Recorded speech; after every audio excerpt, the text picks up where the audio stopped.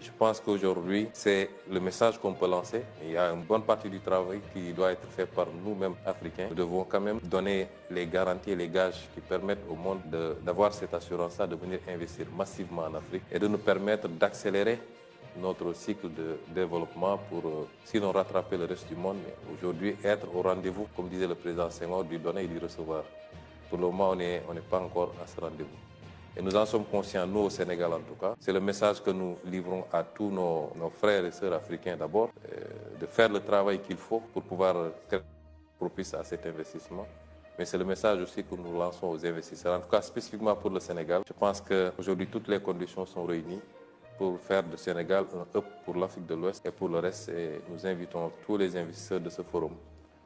Le Premier ministre Sonko incarne une remarquable combinaison de services publics, de rigueur juridique et un leadership politique que j'appellerais même audacieuse. Diplômé de l'École nationale de l'administration du Sénégal, il est depuis longtemps engagé à mettre en place des institutions qui sont fondées sur la transparence et la responsabilité. En tant que fondateur du parti politique PASTEF et en tant que Premier ministre, il représente aujourd'hui une nouvelle ère de la politique sénégalaise, marquée par un fort accent sur la autonomisation des jeunes et la transformation économique. Dans un contexte mondial en constante évolution, le Sénégal poursuit un ambitieux programme de réforme axé sur la résilience face aux défis environnementaux et sociaux, l'éducation, les compétences et la transformation numérique, ainsi que la création d'emplois, en particulier pour les jeunes qui forment la majorité de la population du Sénégal. Parallèlement, le Sénégal redéfinit ses partenariats internationaux avec une vision fondée sur le respect mutuel, la équité et la coopération régionale, notamment à travers son soutien à la zone de libre-échange continentale africaine. Nous sommes très honorés de votre présence parmi nous aujourd'hui et nous réjouissons d'entendre les perspectives sur les opportunités qui façonnent l'avenir du Sénégal, de la région et au-delà. Je me permets peut-être de poser une première question, Monsieur le Premier ministre. Votre gouvernement, qui est issu d'une alternance démocratique citée comme exemple en Afrique, a lancé la vision Sénégal 2050, adossée à un agenda national de transformation et déclinée sous la forme d'une stratégie nationale de développement. Pouvez-vous mettre en lumière les composants majeurs de cette nouvelle vision et son impact sur le développement du Sénégal? Merci, M. Lamat. Vous me permettez d'abord de remercier M. le Premier ministre de la République populaire de Chine pour nous avoir associés à cet important rendez-vous et les organisateurs que vous êtes de nous offrir cette tribune pour partager les préoccupations de l'Afrique et du Sénégal en particulier. Vous avez posé une question importante. Le Sénégal a vu l'arrivée d'un nouveau régime depuis quelques mois maintenant, un peu plus d'1 an. Et dans notre arrivée, nous avons travaillé sur l'instruction du président Bassirou Diomaye Diakhar Faye à l'édification d'un nouveau référentiel des politiques publiques. Le référentiel qui s'appelle Vision 2050, qui se projette sur les 25 prochaines années, est composé évidemment de la vision globale, d'un master plan décennal qui fixe l'horizon 2034 et d'un plan quinquennal, une stratégie de développement national. La question que vous posez relative à cette stratégie de développement national qui est structurée autour de 4 axes fondamentaux. Le premier axe, c'est la construction d'une économie performante, résiliente, évidemment en travaillant sur la mise en valeur d'un certain nombre de produits structuré autour de filières, d'une vingtaine de filières. Vous comprendrez que notre logique, c'est accroître la production au niveau de ces filières, mais travailler à la transformation dans ces filières également. Avoir la chaîne de valeur complète, ce qui induit une politique d'industrialisation évidemment. Le second élément tout aussi important, c'est le capital humain. C'est l'un des grands problèmes de l'Afrique et du Sénégal également, même si nous pouvons nous prévaloir de ressources humaines de qualité globalement. Il est évident que nous connaissons des pays qui ont pu se développer en misant sur la ressource humaine, le capital humain, sans avoir beaucoup de ressources naturelles. Mais je ne connais pas de pays qui se soit développé, même en disposant de ressources naturelles extrêmement importantes, sans un capital humain de qualité. Et c'est pourquoi aujourd'hui, l'un de nos objectifs dans un monde qui évolue très rapidement, particulièrement sur les nouvelles technologies, l'un de nos objectifs, c'est de beaucoup travailler sur le capital humain et sur l'équité sociale. Le troisième élément, c'est la réforme territoriale, qui est extrêmement importante et qui va se structurer autour de l'urbanisation, autour de 8 pôles de développement économique. Et enfin, le dernier élément, c'est la gouvernance vertueuse. Évidemment, souvent, les questions de malgouvernance, de corruption, de gestion népotique sont des éléments qui gangrènent pas seulement les pays africains, mais c'est des phénomènes mondiaux. Et c'est beaucoup plus prégnant dans des pays à économie très peu développée. Et tant qu'on n'aura pas réussi à surmonter ces questions, il sera difficile de bâtir un développement solide. Donc voilà les axes autour desquels nous sommes en train de construire ce nouveau programme. Merci beaucoup. Il y a dans cette vision programmatique pour le développement du Sénégal une stratégie nationale du développement du secteur privé qui fait partie de cette vision du Sénégal 2050. À cet effet, le Sénégal dispose d'avantages comparatifs en Afrique, je dirais en général, mais aussi en Afrique de l'Ouest. Je pense que les avantages comparatifs sont forts, qui permettent d'attirer les investissements directs étrangers vers votre pays. Pour renforcer cet acquis, quelles sont les réformes majeures que vous envisagez de lancer pour rendre encore plus attractif et performant l'environnement des affaires au Sénégal? Oui, je crois, comme vous l'avez dit, le Sénégal a des atouts assez appréciables dans la zone de l'Afrique de l'Ouest d'abord, mais en Afrique de manière générale. C'est la raison pour laquelle peut-être que c'est le pays qui capte le plus d'investissements directs étrangers en Afrique de l'Ouest. Et il est classé dans le top 5 des pays africains qui captent le plus d'investissements directs. Beaucoup d'atouts, comme vous l'avez dit, ça commence par sa position privilégiée dans les chaînes d'approvisionnement. Le Sénégal, c'est la pointe la plus avancée en Afrique de l'Ouest, qui est pratiquement à 7 heures de vol du continent américain, du continent européen et de tout le reste de l'Afrique. Du continent américain, européen et même une partie de l'Asie, notamment les pays du Golfe, mais également de tout le reste de l'Afrique.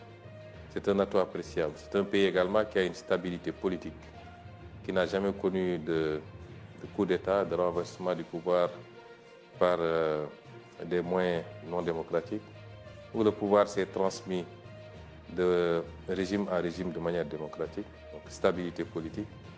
Un pays qui connaît également la sécurité, dans une zone africaine traversée aujourd'hui par malheureusement des crises d'insécurité.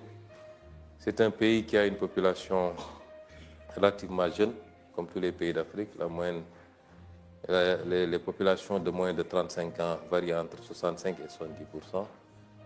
C'est un pays qui est ouvert sur le reste du continent également.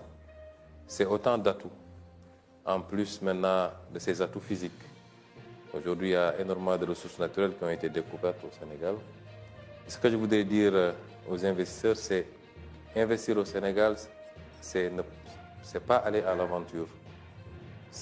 On a deux atouts majeurs en plus de ceux que je viens d'évoquer, c'est la prévisibilité et la transparence. Et c'est ce que nous offrons aujourd'hui. Et pour accompagner maintenant tout cela, nous avons déjà un cadre assez stable, mais que nous voulons améliorer.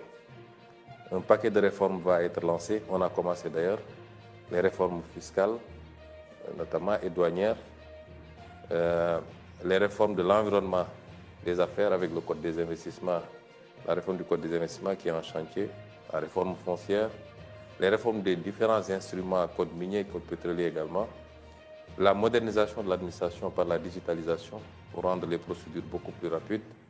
Un paquet de réformes va accompagner la vision 2050 que nous avons déjà élaborée pour rendre le cadre toujours beaucoup plus attractif. Je voulais dire aux investisseurs que nous les attendons. On a beaucoup d'investisseurs déjà qui manifestent leur appétit, en plus de ceux qui sont déjà au Sénégal. Mais nous les attendons pour venir participer à ce travail, à cette œuvre qui, au-delà du Sénégal, vise un marché beaucoup plus important. Le Sénégal, ce que nous voulons en faire, c'est un hub de l'Afrique de l'Ouest pour toucher un marché de 400 millions d'habitants de l'Afrique de l'Ouest, la zone CEDEAO particulièrement. Et je pense que nous avons, comme vous l'avez dit, tous les atouts pour pouvoir offrir cela aux investisseurs, aussi bien nationaux que particulièrement les investisseurs étrangers. Oui, je pense que toutes ces réformes-là, c'est ce que vous avez mentionné avant comme la gouvernance virtueuse pour vraiment encore renforcer cette partie-là, qui fait un autre atout, qui est déjà un atout, franchement. C'est déjà, comme se dit, la stabilité.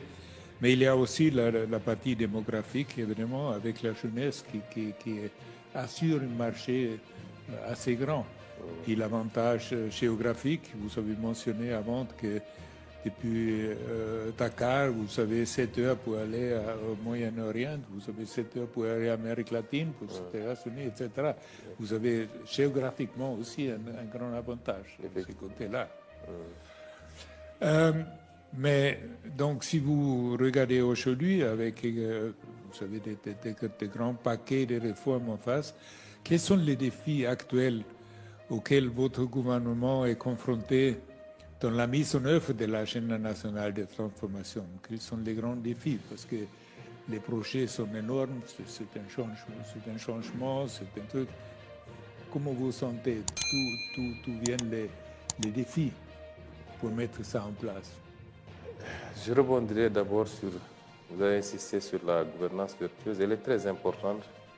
Et je pense que pour ceux qui ont suivi notre carrière politique et notre combat politique, notre parti, le président Bassirou Diomaye Diakhar Faye, moi-même et tout le staff, le substrat de notre combat politique, c'était justement la bonne gouvernance et la transparence.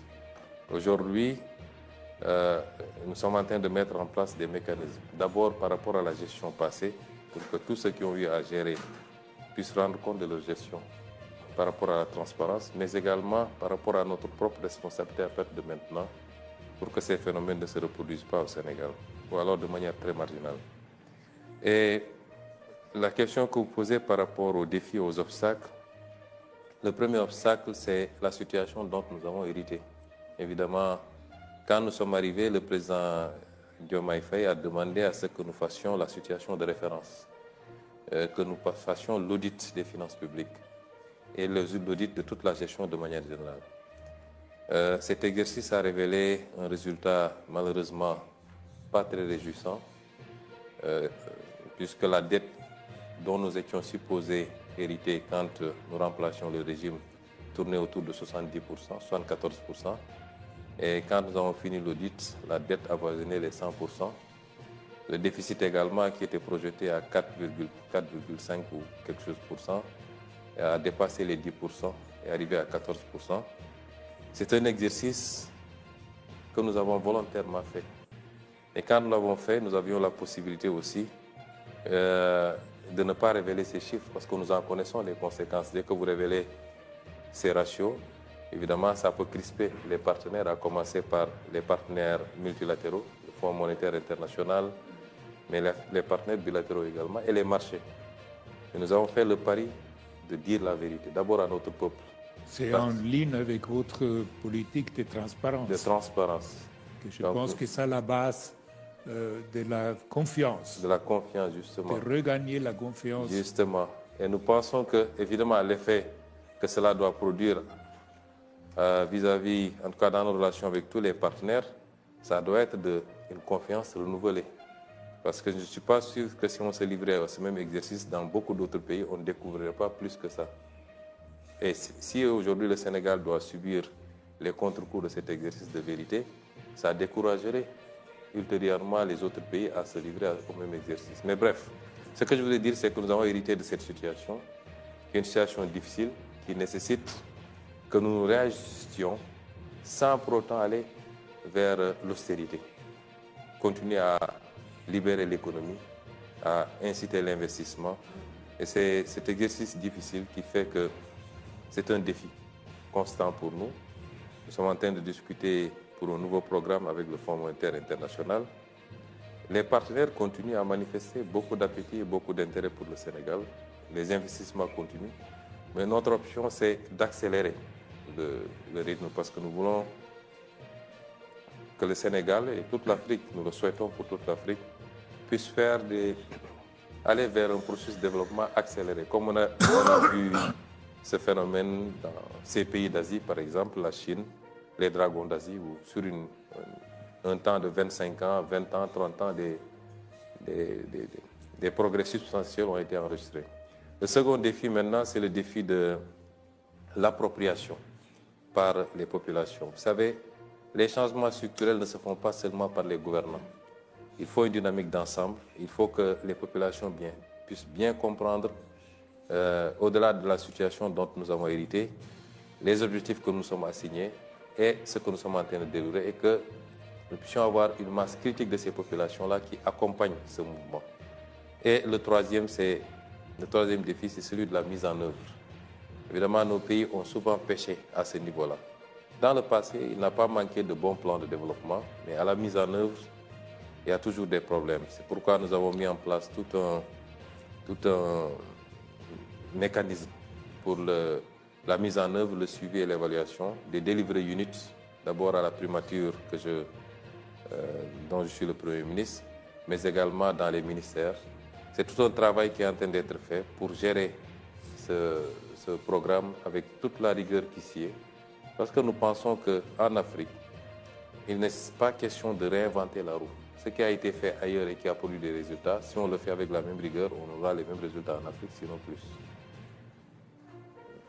Dans ce sens-là, votre gouvernement vient de lancer le New Deal technologique, qui a pour ambition d'inscrire le Sénégal dans la trajectoire d'un pays avec une administration moderne et efficace, bénéficiant des retombées de l'écosystème numérique.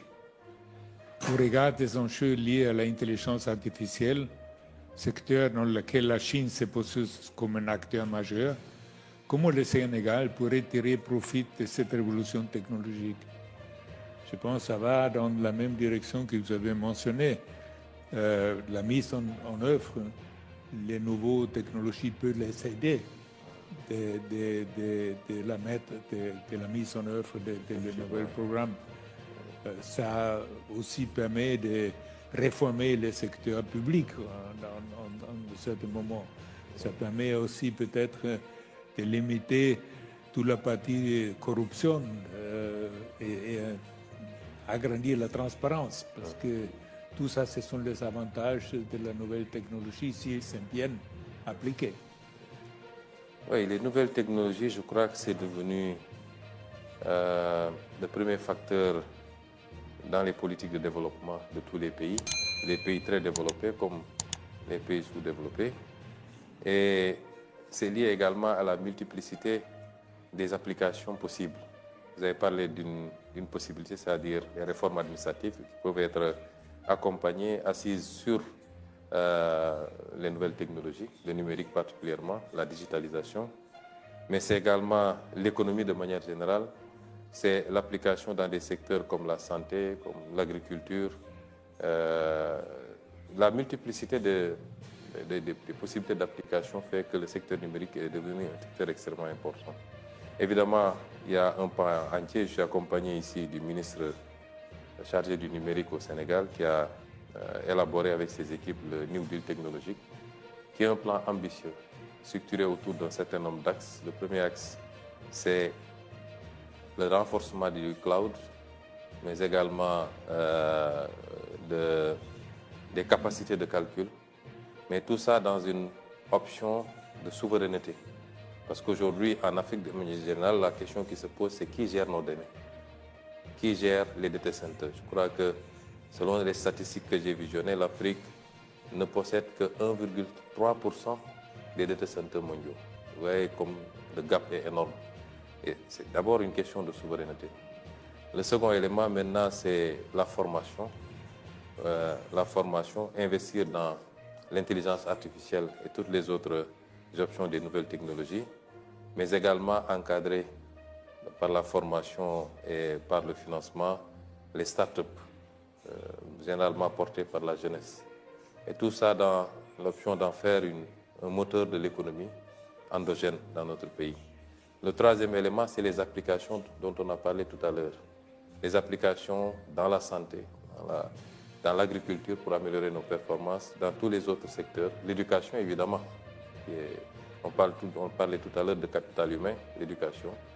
Et le dernier élément, c'est le partenariat stratégique. Nous discutons avec beaucoup de partenaires. Il y a 3 jours à Hangzhou, nous avons visité le siège d'Alibaba, nous avons visité le siège de Brenco, je crois, qui sont très avancés sur les questions d'intelligence artificielle, de nouvelles technologies. Ce partenariat stratégique-là qui nous permettrait peut-être de bénéficier de cette mouvance tirée par les pays les plus avancés dans le domaine. Donc c'est un élément, un facteur extrêmement important et nous invitons également tous les partenaires à une coopération, une collaboration très approfondie dans ce domaine. Dans la partie des avantages comparatifs, l'infrastructure, à mon avis, au Sénégal, il est un avantage comparatif aussi. Si on compare avec les pays voisins, je pense que de ce côté-là, le Sénégal il a un grand avantage aussi. Comment ça se présente dans l'infrastructure numérique? Vous avez aussi un avance sur les voisins ou...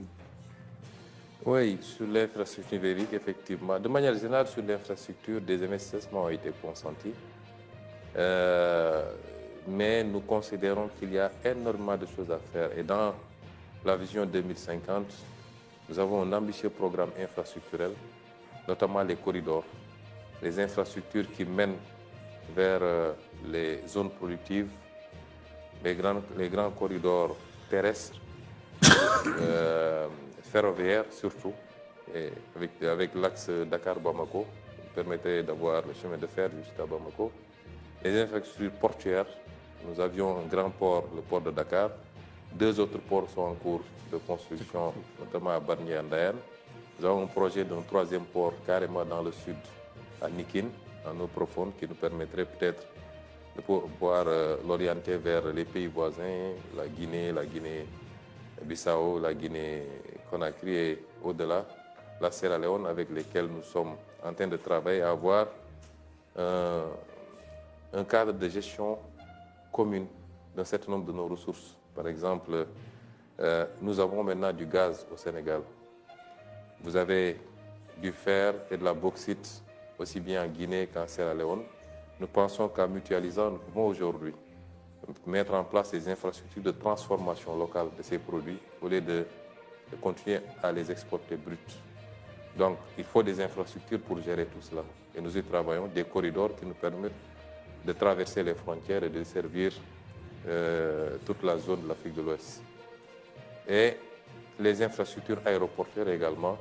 Nous avons trouvé un programme déjà d'aéroports régionaux, mais nous avons un programme pour en faire beaucoup plus, pour que le trafic aérien, le trafic terrestre, le trafic ferroviaire, le trafic maritime et fluvial, au-delà du Sénégal même, qu'il puisse être sous-régional et nous permettre d'avoir carrément, de faire du Sénégal un hub, mais de distribuer à travers tous ces pays.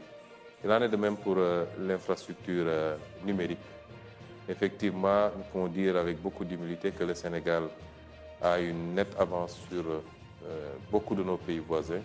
Si je prends par exemple notre société nationale de téléphonie, elle est présente dans beaucoup de pays, elle est présente en Sierra Leone, elle est présente au Mali, et je crois qu'elle est présente également en Guinée.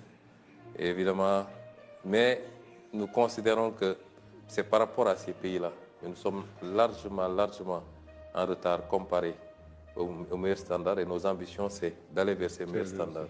Beaucoup plus que ça. Peut-être la dernière question, je vois le temps.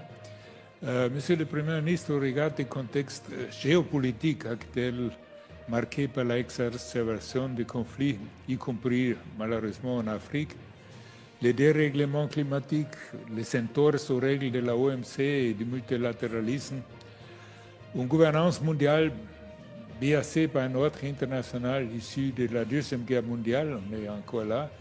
Quel regard portez-vous sur le processus de développement de l'Afrique qui accuse un retard structurel en dépit des richesses du continent, de ses avantages comparatifs en termes de ressources naturelles et démographiques? Peut-être une vision plutôt sur l'Afrique de votre point de vue. Oui, d'habitude, nous aimons parler de l'Afrique de manière générale parce que nous croyons à l'Afrique. L'Afrique dans sa globalité, au-delà des frontières qui sont issues d'un processus que vous connaissez très bien. Mais ça ne nous empêche pas de voir que l'Afrique aussi, c'est plusieurs réalités. Souvent, quand de l'extérieur on parle de l'Afrique, c'est comme si c'était un seul pays. C'est 53 pays avec souvent des réalités assez différentes. Et c'est difficile de parler uniformément d'une seule voix pour toute l'Afrique. Et ça aussi, il faut qu'on l'intègre. Il y a des réalités sous-régionales en tout cas. L'Afrique de l'Ouest est constituée dans une sous-région avec la CEDEAO, même si on a quelques problèmes avec certains pays qui ont quitté. Mais géographiquement, aucun pays ne peut se déplacer. Donc c'est une réalité. L'Afrique de l'Ouest, sur 6 500 000 km², un peu plus de 400 000 habitants, avec des ressources naturelles énormes. Il en va de même pour l'Afrique australe, pour l'Afrique centrale, pour l'Afrique du Nord.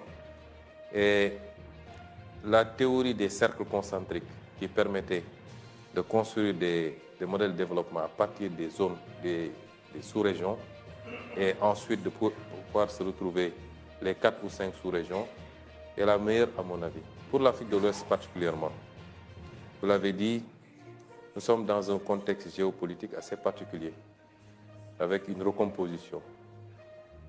Depuis des années, je parlais du piège de Thucydide, avec puissance, un empire qui dominait le monde et qui, de plus en plus, voit d'autres arriver. Vraiment, ça crée des réflexes qui peuvent être des réflexes de repli. Ça peut déclencher des guerres économiques comme on en voit actuellement, avec les taxes qui sont simplement un symptôme, et ça va beaucoup plus en profondeur. Et l'Afrique doit pouvoir se positionner et capter les dividendes de cette situation. C'est extrêmement important ce que je dis. Évidemment, le monde, comme l'a dit tantôt le Premier ministre chinois, doit expérimenter d'autres espaces de croissance. Pour moi, il y a 2 espaces de croissance possibles. L'espace immatériel, et c'est forcément avec les nouvelles technologies qui vont tirer. L'économie classique centrée sur la production agricole, la production industrielle, la production minière, ainsi de suite, va continuer à faire ce qu'elle fait, mais elle a été dépassée depuis longtemps par l'économie numérique. Et cette économie numérique est le premier espace dans lequel nous avons déjà une compétition assez féroce entre certaines grandes puissances. Mais il y a l'espace géographique qu'il faut rechercher. Et cet espace géographique ne peut être que l'Afrique. L'Afrique est le seul continent où tout est à construire aujourd'hui. Le seul continent où tout est à construire. Et c'est un marché important, avec une demande de plus en plus importante en produits industriels et en services sophistiqués. L'Afrique, ce sera 25% de la population mondiale en 2050. C'est un marché important. Et je pense qu'au-delà des défis auxquels on est confronté, le défi de la stabilité politique, le défi de la sécurité, il est important que le monde comprenne que c'est maintenant qu'il faut miser sur l'Afrique. S'il ne faut pas commencer tout de suite et maintenant avec tout le monde, il y a des pays qui sont moins prêts et je pense que le Sénégal en fait partie, puisqu'il offre toutes les garanties d'un investissement sécurisé et profitable. Et il n'est pas le seul. Je pense qu'aujourd'hui, c'est le message qu'on peut lancer. Il y a une bonne partie du travail qui doit être fait par nous-mêmes, Africains. Nous devons quand même donner les garanties et les gages qui permettent au monde d'avoir cette assurance-là, de venir investir massivement en Afrique et de nous permettre d'accélérer notre cycle de développement pour, sinon rattraper le reste du monde, mais aujourd'hui être au rendez-vous, comme disait le président Senghor, du donner et du recevoir. Pour le moment, on n'est pas encore à ce rendez-vous. Et nous en sommes conscients, nous au Sénégal en tout cas. C'est le message que nous livrons à tous nos frères et sœurs africains d'abord, de faire le travail qu'il faut pour pouvoir être propice à cet investissement. Mais c'est le message aussi que nous lançons aux investisseurs. En tout cas, spécifiquement pour le Sénégal, je pense qu'aujourd'hui, toutes les conditions sont réunies pour faire du Sénégal un hub pour l'Afrique de l'Ouest et pour le reste. Et nous invitons tous les investisseurs de ce forum. C'est le sens d'ailleurs de l'organisation du forum Invest in Sénégal qui sera organisé les 7 et 8 octobre. Ce sera un grand forum qui nous permettra de présenter aux partenaires les options qui leur sont offertes au Sénégal.